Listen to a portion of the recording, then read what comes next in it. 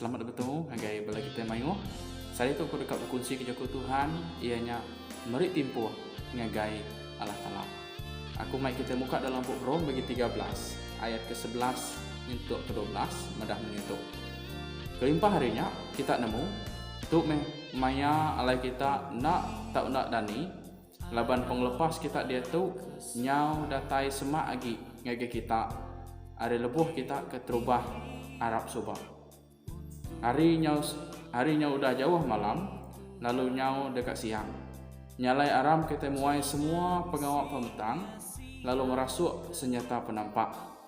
Nyalai menasihat ngagai orang Rom, ngagai orang ke Arab timpuh tungga. Ngasuh kita yang ngembon timpuh ke debrik ngagai Allah Ta'ala. Laban Tuhan yang tadi ia dekat ke setiap orang ke Arab, mesti beri timpuh nur berkaul bersemak Allah Ta'ala. Selagi kita mensia tadi lagi hidup di dunia tu. Tang suagi kita mensia kalau kisok mau pengawak derimpung. Lebuh kita dan pagi kita lupa ngengau ke Tuhan. Lebuh kita dah temu pengawak sadari. Kita pun lupa minta beri terima kasih ngagi Tuhan dalam sampai tau ke bersembiang ngagayang.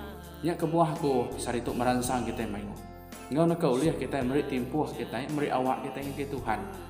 Paling ada pun dalam sehari beri tua timpuh nuto bersembayang bersamping ke Tuhan berkumpul di sebilik maca setandinga ke jaku ya kecukup berga tu yang beri peransang bagi kita. Hoziah mega berjaku ngagi orang Israel banyak. Ia nemu orang Israel cukup sibuk ngau pengawak diri.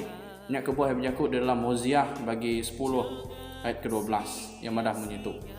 Tu memangnya kita patut nguyang ke diri ngagi Tuhan kita. Lalu aku dekat datai lalu nuang berkat ngagi kita. Tu siti peransang Hoziah ngagi orang Israel. Ngasuh merik timpuh, merik awak sidak ngagi Allah Ta'ala. Ngambil ke lebuh sidak dah merik timpuh, masa sidak ngagi Tuhan. Dia sama Tuhan oleh berkat ke penghidup sidak. Kadang-kadang kita semina berunding berkatnya tadi duit ringgit. Tang kebenar ya, berkat Tuhannya tadi ukai setakat duit ringgit atau kertas kira ke kumpul kita.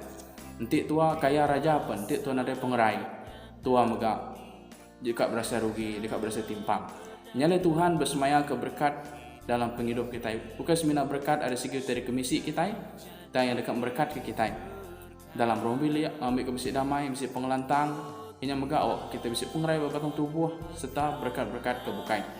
Dalam buku James madah ke penghidup kita itu tadi James bagi 4 ayat 14 yang madah ke kita tu ambun ti pegari sekejap aja lalu udahnya lesap.